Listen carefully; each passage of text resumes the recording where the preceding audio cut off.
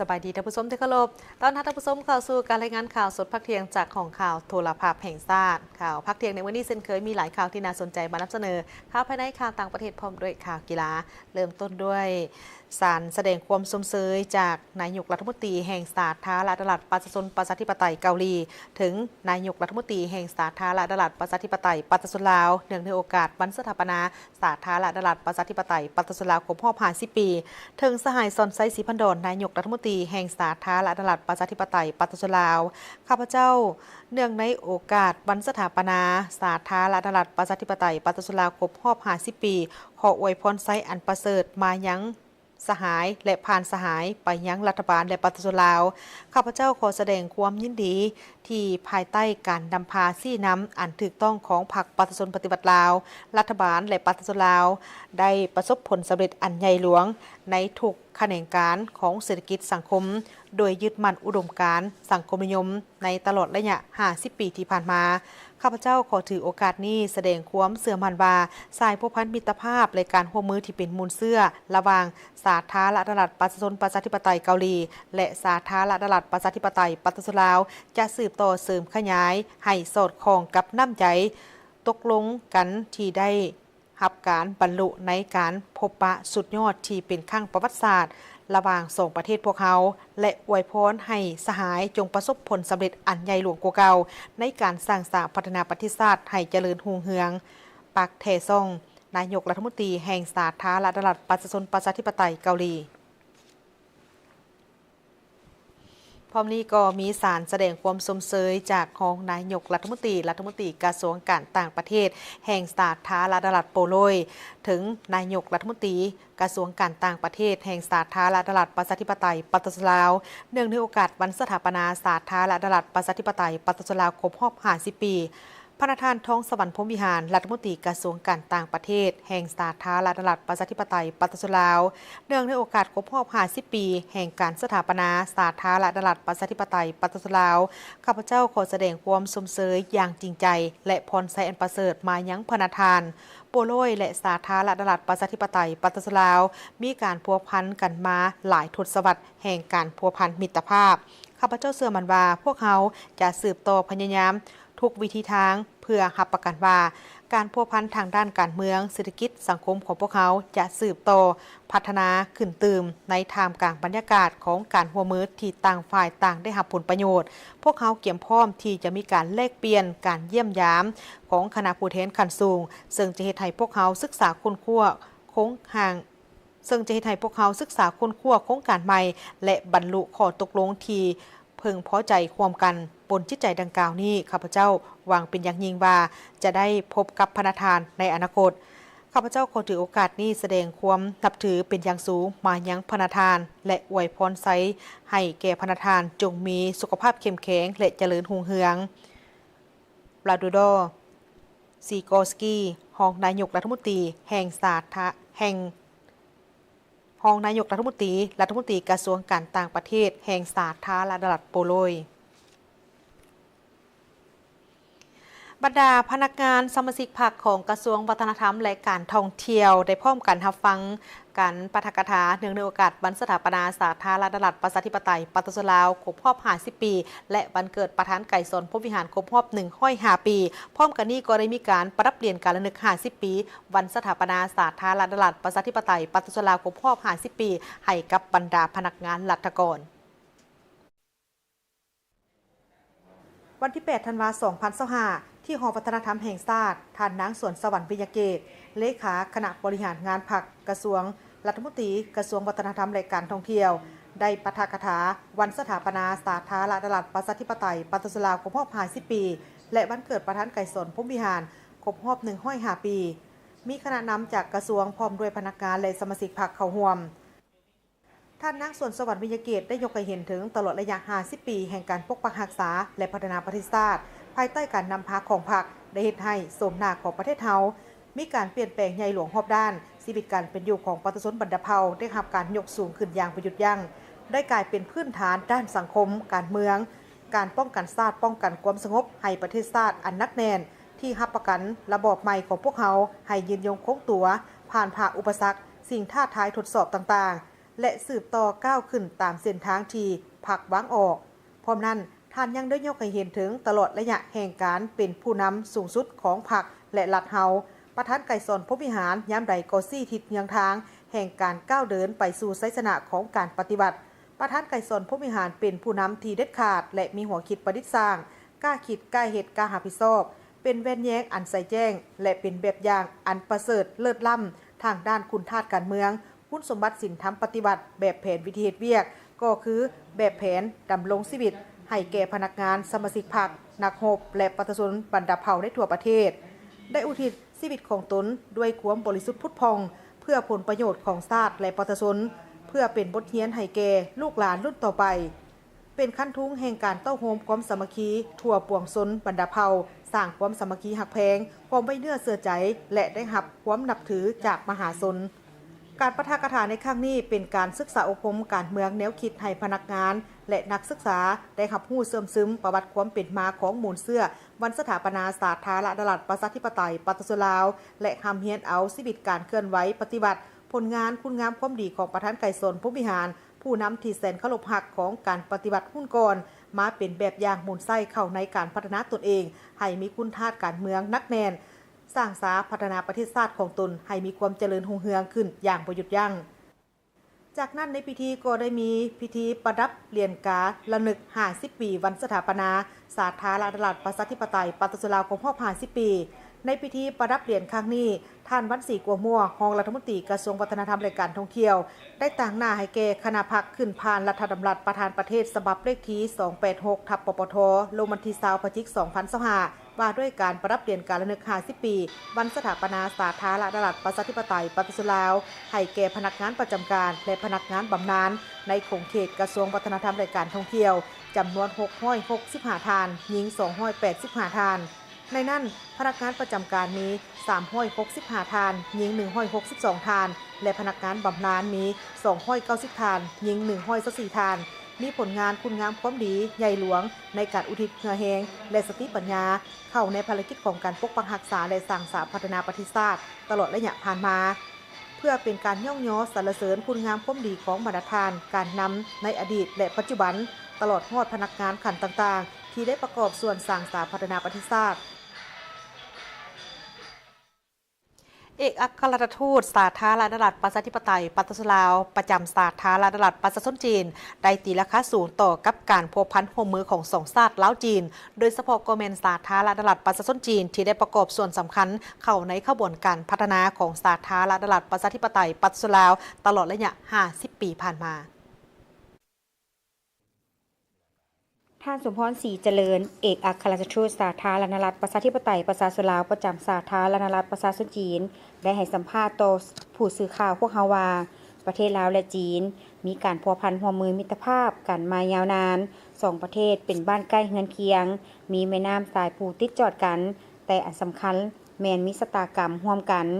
พวกเฮาเคยให้การช่วยเหลือซึ่งกันและกันในระยะต่อสู้กู้ชาติแต่ภายหลังประเทศชาติได้รับการปลดปล่อยการพัวพันร่วมมือมิตรภาพระหว่าง2ประเทศได้รับการเพิ่มพูนคูณสร้างนับเข้าสู่ลวงลึกและมีระดับสูงขึ้นกว่าเก่ากลายเป็นคู่มือรอบด้านมั่นคงยาวนานตามทฤษฎีถือเป็นรหัสอันหนึ่งที่พวกเฮามีความภาคภูมิใจนั่นก็คือบ้านใกล้เฮือนเคียงที่ดีเพื่อนมิตรที่ดีสหายที่ดีและคู่ร่วมที่ดีและจากคู่ร่วมมือรอบด้านมั่นคงยาวนานกลายเป็นคู่ร่วมชะตากรรม2019 วันมาก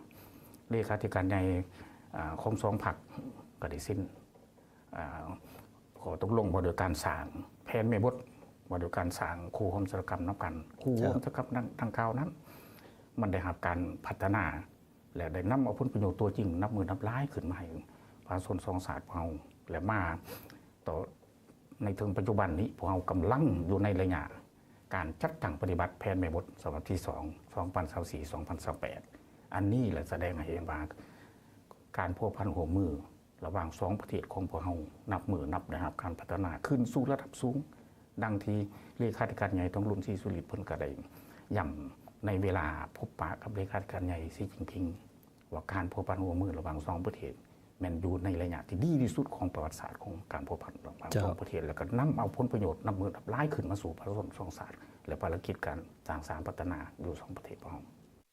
ท่านทูตยังได้กล่าวเน้นอีกว่าการพัวพันหัวมือลาวจีนได้ปรากฏตัวออกอย่างจะแจ้งผ่านโครงการรถไฟลาวจีนซึ่งเป็นโครงการขั้นทุ้งของการจัดตั้งปฏิบัติข้อริเริ่ม1แล้ว1เส้นทางที่เสนอโดยประธานประเทศจีนเป็นโครงการก่อสร้างผลประโยชน์อย่างมีประสิทธิภาพประสิทธิผลสูงขึ้นเรื่อยๆทั้งเอื้ออำนวยให้แก่การไปมาหาสู่กันระหว่างประชาชนสองชาติเพิ่มความเข้าอกเข้าใจซึ่งกันและกันการขนส่งผู้โดยสารขนส่งสินค้าระหว่างลาวจีนอาเซียนและประเทศอื่นๆจะสร้างผลประโยชน์อันใหญ่หลวงทั้งสองฝ่ายลาวจีนท่านผู้ชมได้เคารพสำหรับคอลัมน์สมเสย50 ปีสาธารณรัฐประชาธิปไตยปฏิรูปลาวมีไซมีบทเกี่ยวกับ50 ปีแห่งการสร้างสรรค์พัฒนาของแขนงการศึกษาวิทยาศาสตร์และกีฬาต่อกับการสร้างสรรค์พัฒนาประเทศชาติรายละเอียดไปติดตามชม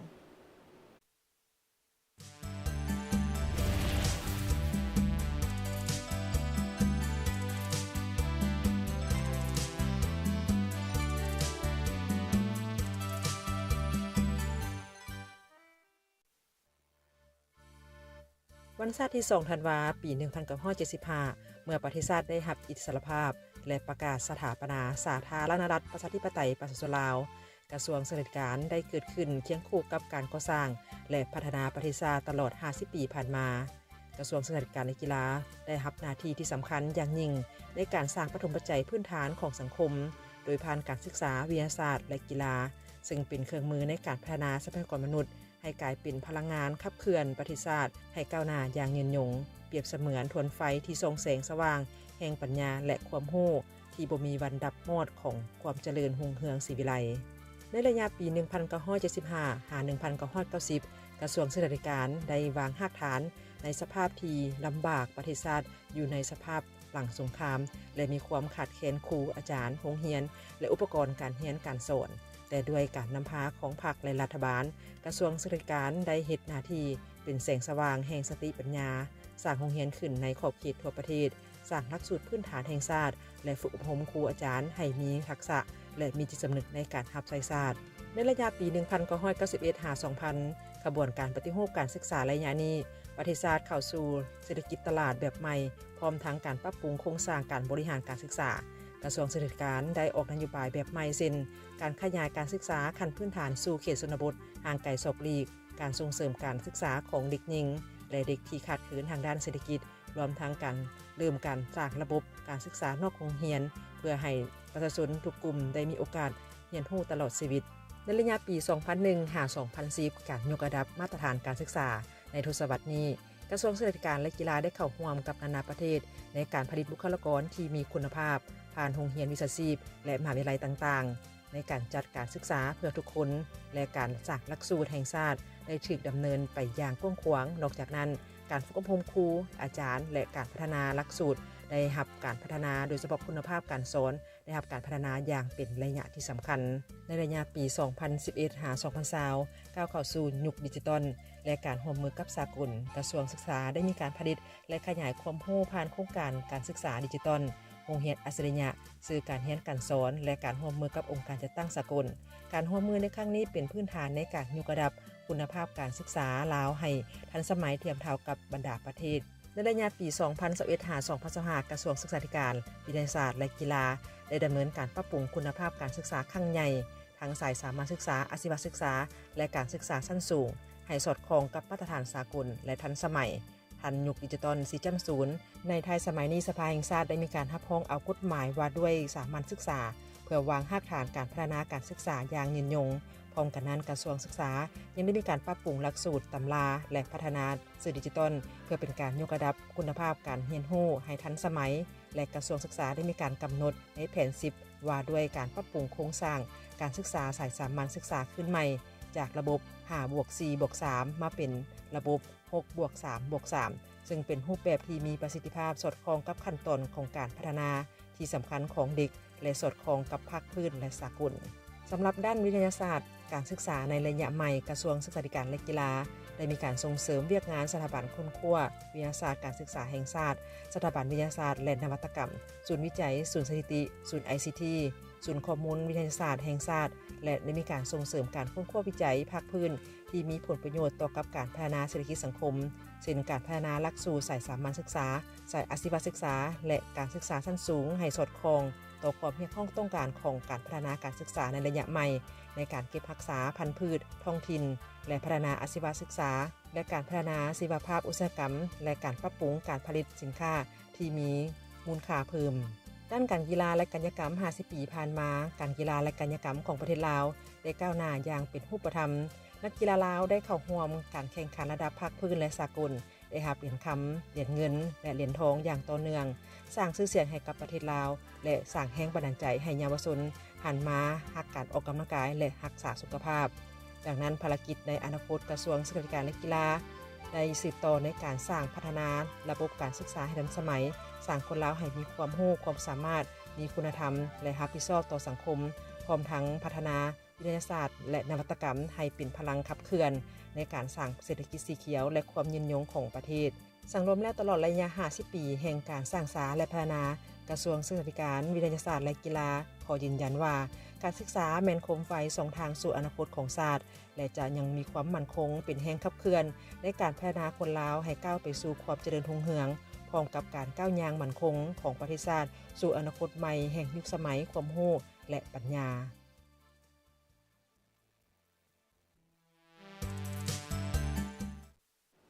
กระทรวงการต่างประเทศได้มีกองประชุมปรึกษาหรือข้างปฐมฤกษ์ระหว่าง2กระทรวงการต่างประเทศลาวและอาเซอร์ไบจานกองประชุมปรึกษาหรือข้างปฐมฤกษ์ภายใต้การเป็นประธานของท่านไมทองธรรมวงศารองรัฐมนตรีกระทรวงการต่างประเทศแห่งสาธารณรัฐประชาธิปไตยปฏิเสธลาวและท่านเอลนูมามาโดฟรองรัฐมนตรีกระทรวงการต่างประเทศแห่งอาเซอร์ไบจานพร้อมด้วยภาคส่วนที่เกี่ยวข้องของทั้งสองฝ่ายเข้าร่วมกองประชุมครั้งนี้ท่านไมทองธรรมวงศารก็ได้แสดงความยินดีต้อนรับอย่างอบอุ่นพร้อมกับตีราคาสูงต่อกับการเดินทางมาเยี่ยมยามเฮ็ดเวียกอยู่สาธารณรัฐประชาธิปไตยปฏิเสธลาวในครั้งนี้ซึ่งเป็นขีดหมายอันสำคัญในการประกอบส่วนเข้าในการเสริมขยายการพัวพันความมือของทั้งสองประเทศและมีขึ้นในท่ามกลางที่สองประเทศพวกเขา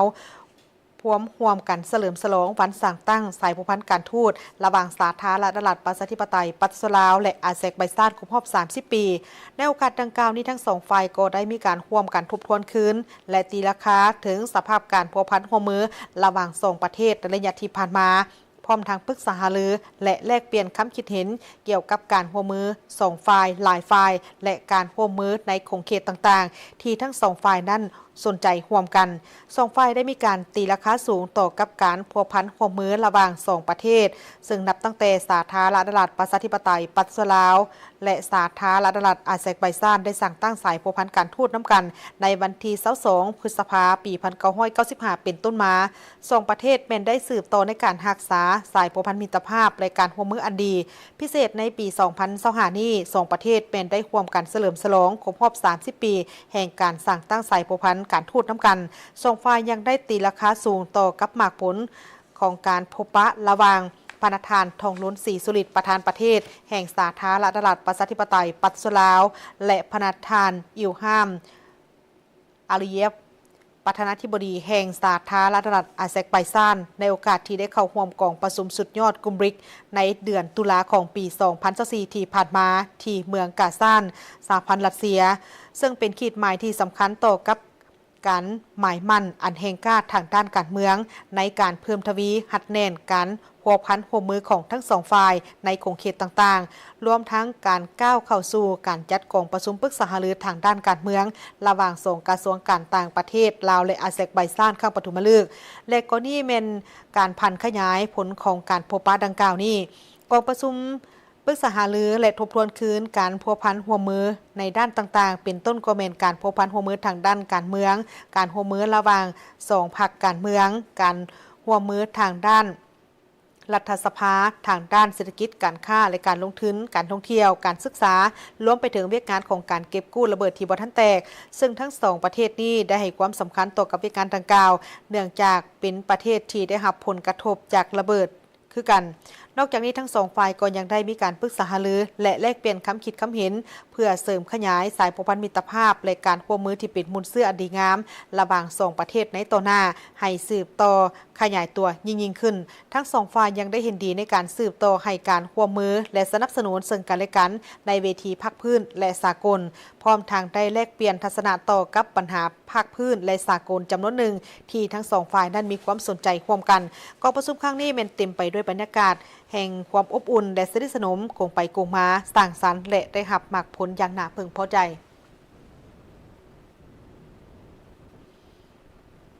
ท่านผู้ชมที่เคารพจากนี้ไปใจบัตรทานไปติดตามชมการรายงานข่าวต่างประเทศพร้อมด้วยข่าวกีฬา